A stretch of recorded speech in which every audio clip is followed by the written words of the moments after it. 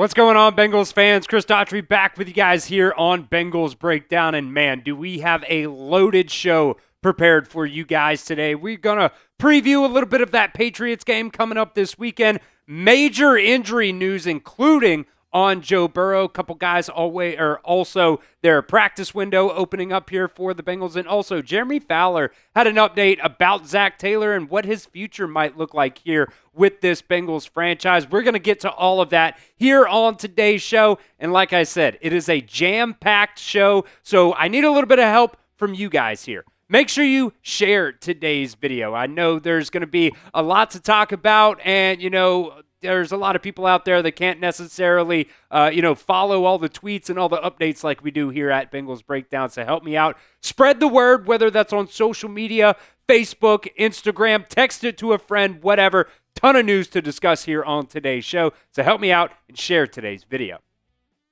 All right, this was the update the other day from Tom Pelissero. We'll start off here on the Joe Burrow injury front, saying Joe Burrow did 7-on-7 in practice last week, felt pretty good about it, but we're going to see what is going to happen in terms of, just going forward on that and do some more 11-on-11 work. Zach Taylor, of course, also saying he is in the mindset that, he wants to play for this team. Zach Taylor then saying today before practice, Joe Burrow hasn't practiced 11-on-11 yet. So like I said the other day, until we get through some practices, there is no reason for me to even speculate on that. Well, Joe Burrow did actually end up being a full participant in Bengals practice today. And with Joe Flacco, not throwing here normally on Wednesdays, he didn't throw again today. Joe Burrow was actually able to, have his pretty much full allotment of reps here. So they're just going to continue to work him in and,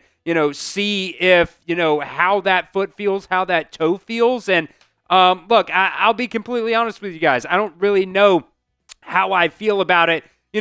Does Joe Burrow make this team better? Yeah, absolutely. At least on a consistency front, he definitely makes the offense a little bit better. And I think just having your leader, your franchise quarterback out there definitely helps, I think, just a full vibe of the team, not necessarily, about the defense. The defense just is not great. So whether or not that's going to help on that front, probably not. But I do think it is positive that, Joe Burrow is at least getting better here and a little bit healthier. And Zach Taylor did leave the door open, didn't totally close it, whether or not he would actually play against the Patriots this weekend. So we will come back to some of that Joe Burrow stuff here at the end of today's show. But first, I want you guys to get down to the comment section, down at the pinned comment of today's video. Will Joe Burrow play versus the Patriots this weekend? Let me know what you guys think. Like I said, it's the pinned comment of today's show. Type Y for yes or N for no. Will Joe Burrow play versus the Patriots this weekend? All right, like I said, we do play the Patriots this weekend. It is at home, but that doesn't really make me feel any better about where this Bengals team is right now. The defense is just absolutely awful. The Patriots are a 8.5-point favorite for this game this weekend, which, really doesn't surprise me. But, man, that's a pretty big spread when you talk about the NFL. Bengals defense is on pace to have the worst scoring defense, the worst rushing defense, the worst passing defense in the NFL. And if I'm not mistaken, I don't believe that's ever happened in NFL history here before. The Patriots, on the other hand, 9-2 right now, number 7 scoring offense and the number 7 scoring defense. So this is going to be a real challenge for this Bengals team if there is any hope for them to get into the playoffs. It definitely starts this week, considering, you ended up losing versus the Steelers last week. And look, does Joe Burrow, if he does end up playing, help you a little bit in this game? Maybe, I don't know. But,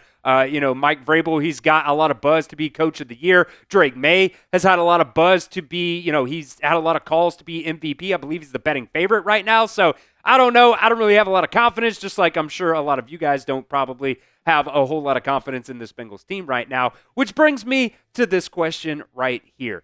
Do you even want to beat the Patriots this weekend? Or do you want to tank and just get a higher draft pick? Let me know what you guys think. Do you want to beat the Patriots this weekend? Type W if you want to win the game, or type T if you just want the Bengals to tank. All right, so the Patriots are 9-2 this season, and man, have they been on a run the past 8 games. They're on an 8-game win streak. It's kind of funny. They started off the season, ended up actually losing to the to the Raiders. But man, I will say this too, hasn't necessarily been the hardest schedule over the last 8 games here for the Patriots. Really, the Bills is a pretty good win for them. I think the Bucks are a pretty good win for them.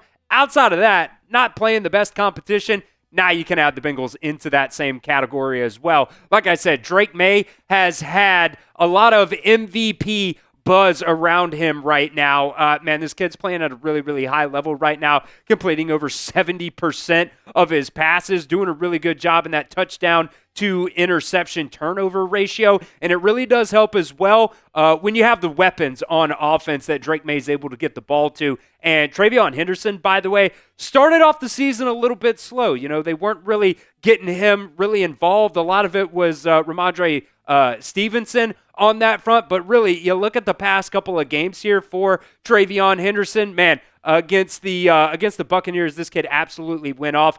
Is a real big threat in the pass game as well. 26 receptions for him for over 160 yards this year and a touchdown there. And he's not the only threat, by the way, on this Patriots offense. They have Stephon Diggs, one of the better wide receivers in the National Football League. He is their leading receiver this year. Hunter Henry, I just know he's going to create some problems here for this Patriots team, for this Patriots linebacker core. They just have not been good at all in terms of covering, some of those, whether it's running backs or tight ends coming out of the backfield here, man. So we'll see if they can, muster up any type of, ability to, missed tackles have been an issue for this Patriots team this year. I don't really foreseeing it getting any better here down the line. All right, we'll come back to some more injury news here in just a second, but this episode is brought to you by PrizePicks. The hard-hitting football action is even better with PrizePicks, and the weather might be changing, but the feeling of being right never gets old. So keep the season rolling on PrizePicks by getting $50 instantly in lineups when you play your first $5 lineup.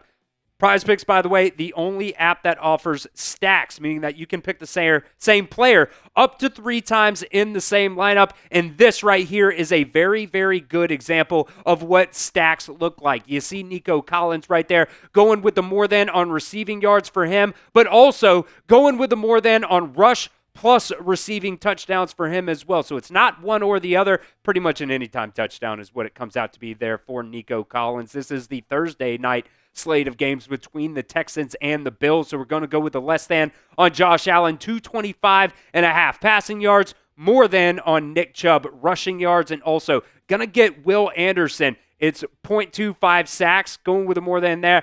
Just needs at least a half a sack in this game. So download the PrizePicks app today and use promo code CLNS to get $50 in lineups after you play your first $5 lineup. That's promo code CLNS to get $50 in lineups when you play your first $5 lineup. That link's down in the comments section and the description of today's video. PrizePicks.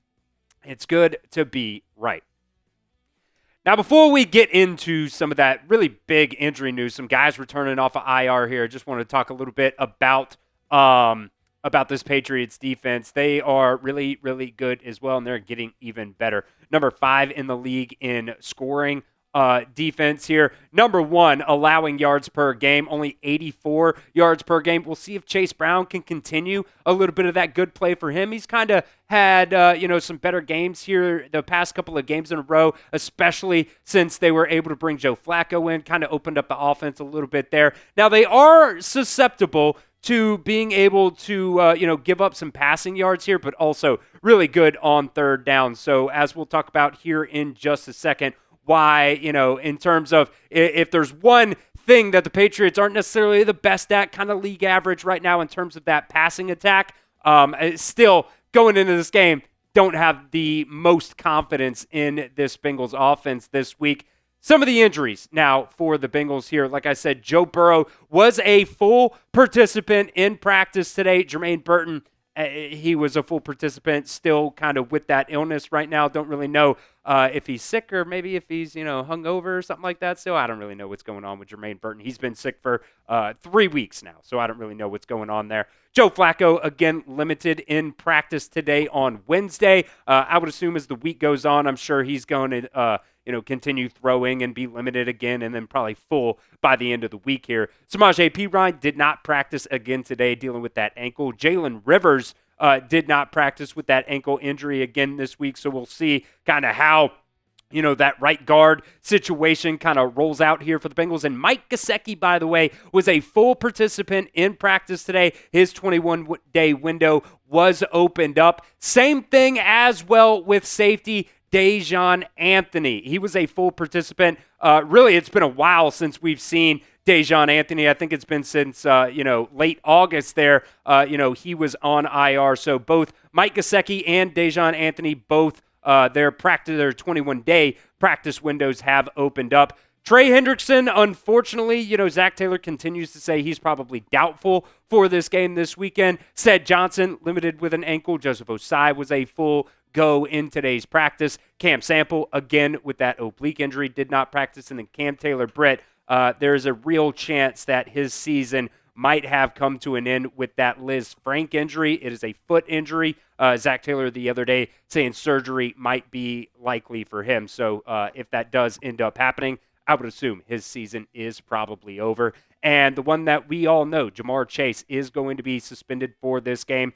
Did end up, trying to get that suspension overturned there. But just as we suspected, the suspension did not get overturned. So that is not going to be a good thing at all for this Bengals offense going up against a very, very good Patriots defense with or without Joe Burrow in the lineup this weekend.